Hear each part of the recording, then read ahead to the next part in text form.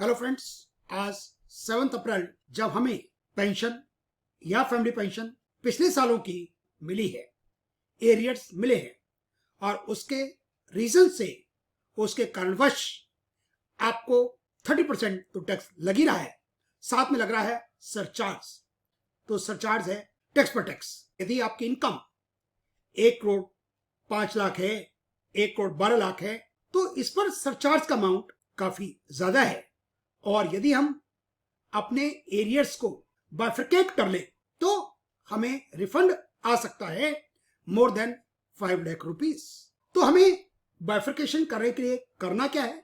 हमें यदि ये एरियर्स जिन सालों के मिल रहे हैं, यदि हमें उन ईयर्स के अंदर मिल जाते तब टैक्स लायबिलिटी हमारी क्या होती, और विदाउट एरियर्स हमारी टैक्स लायबिलिटी क्या है जो हमने अपनी इनकम टैक्स रिटर्न्स में सबमिट की है। और करंट ईयर में क्योंकि सारी इनकम आपकी इस बार टैक्स हो रही है, आपको टैक्स लग रहा है 30%, सरचार्ज लग रहा है 10% या 15%, फिर उस पर हेल्थ एजुकेशन 4%, तो वो टैक्स ज्यादा है।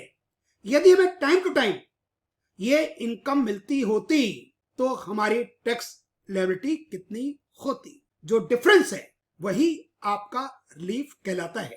कैलकुलेशंस करना मुश्किल जरूर है, लेकिन कोई रॉकेट साइंस नहीं है। आप अपनी इनकम टैक्स जो रिटर्न्स हैं अपने पोर्टल पर उनके एक्नॉलेजमेंट को डाउनलोड करें, ईयर वाइज फॉर्म को डाउनलोड करें, जो आपको इंटीमेशन आई उसको डाउनलोड करें, फॉर्म 26 को डाउनलोड करें, और पिछले कुछ सालों में आपको एनुअल इंफॉर्मेशन स्टेटमेंट और tax payers summary, TIS, AIS, ये सब डाउनलोड कर ले ईयर वाइज।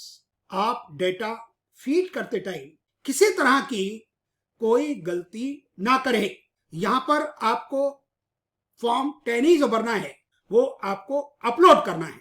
यहां पर एक्यूरेसी 100% होनी चाहिए। इनकम टैक्स डिपार्टमेंट के पास आपका रिकॉर्ड है। यदि आपने वहां कोई गलती कर दी तो आप मुश्किल में आ जाएंगे।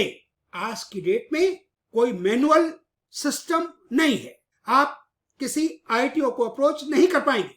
सब कुछ ऑटोमेटिक सिस्टम है, सिस्टम से काम होता है। कोई जान पहचान, कोई आपकी पैसे का लेन देन, सब कुछ जीरो हो चुका है। आपको जो बाइफरकेट करने हैं वो आपको जो ग्रॉस पेंशन मिली है उसको बाइफरकेट करना है। आपको जो आपने सीपीएफ का पैसा वापस किया उसको माइनस करके नहीं, जो आपको ग्रॉस मिली, जो आप सीपीएफ 8% इंटरेस्ट के साथ वापस कर रहे हैं उसको आप एज्यूम करके चले जैसे आपने कॉलेज से लोन लिया हो। उस लोन का प्रीपेमेंट कर रहे हैं।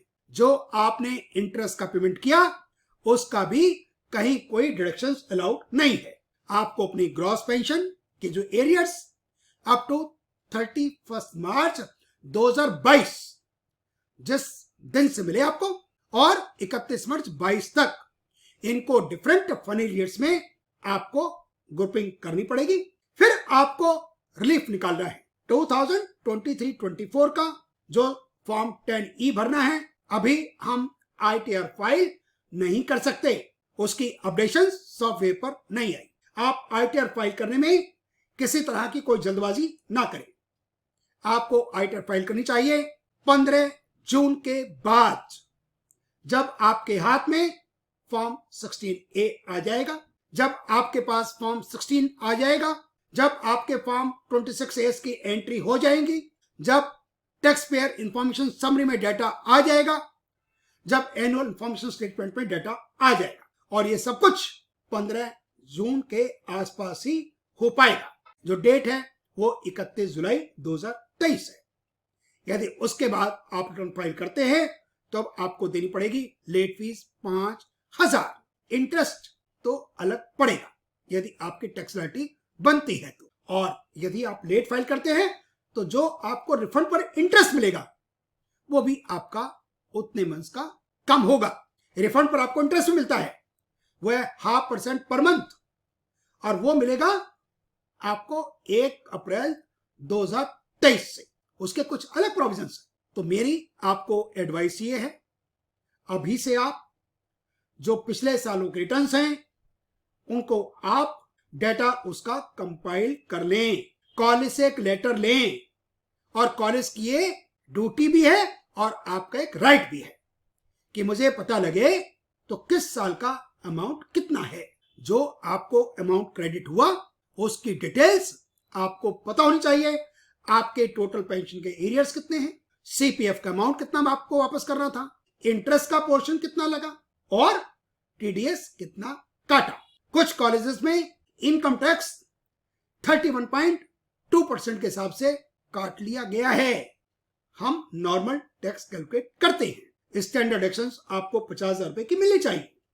यदि आपने सेविंग की है 1.5 लाख की एटीसी के अंदर, वो आपको अपने एम्प्लॉयर को बतानी चाहिए और उसका भी आपको एटीसी का फायदा मिलेगा ओल्ड रिजीम के अंदर। यदि आपका मेडिक्लेम है 50,000 तक, वो भी आपको मिलेगा। ये कैलकुलेशंस करने के बाद कॉलेज को आपका टीडीएस काटना चाहिए।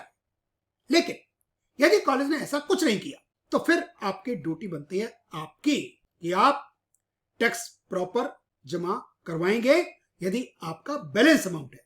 और 5वां साल है, पिछले 4 सालों से आपको स्टैंडर्ड डिडक्शंस मिल रही है 50,000 लास्ट 3 इयर्स में और उससे पहले 40,000। इसका मतलब बाइफरकेट करते हैं तो 1,90,000 की इनकम आपकी टैक्स के दायरे से बाहर हो जाती है।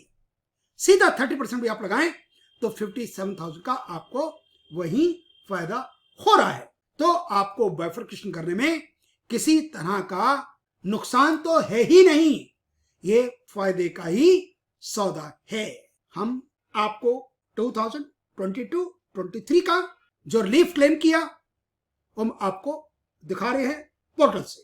Thank you very much for watching my videos. ये हम अपने अकाउंट पोर्टल पर पहुंच गए।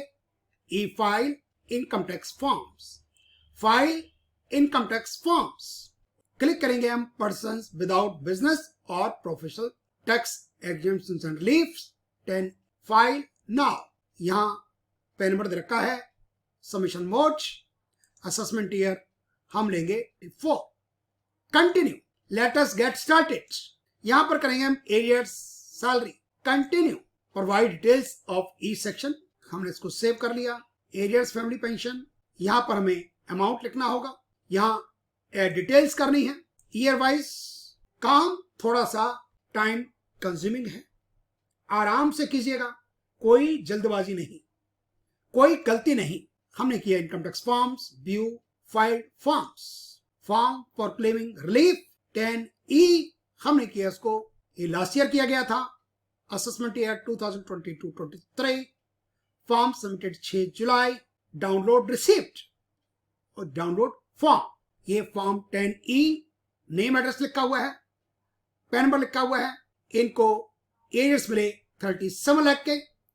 करंट ईयर का छोड़कर करंट ईयर की इनकम, एरियर्स की इनकम टोटल हो गई टैक्स ऑन टोटल इनकम और ये रिलीफ आया 1,65,726। और ये इस तरह details, previous year total income of the relevant previous year, ये एरियर्स का amount, total income as increase by arrears, tax on total income as per column 2, tax on total as per column 4।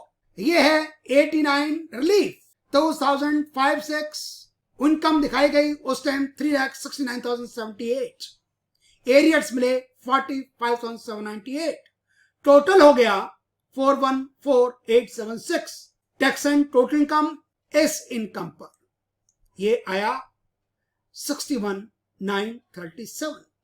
Tax on this income current वाली ये amount आ गया 75,952, ये difference आ गया। इस तरह से हर साल का आपको सेपरेट किया और रिलीफ आ गई 1,65,026। यही आपको 10E अपलोड करना होता है। आपको इस तरह से एक एक्नॉलेजमेंट मिलेगी, acknowledgement receipt of income tax forms other than income tax. ये लास्ट ईयर का है इसलिए असेसमेंट ईयर लिखा हुआ है 2022-23, ओरिजिनल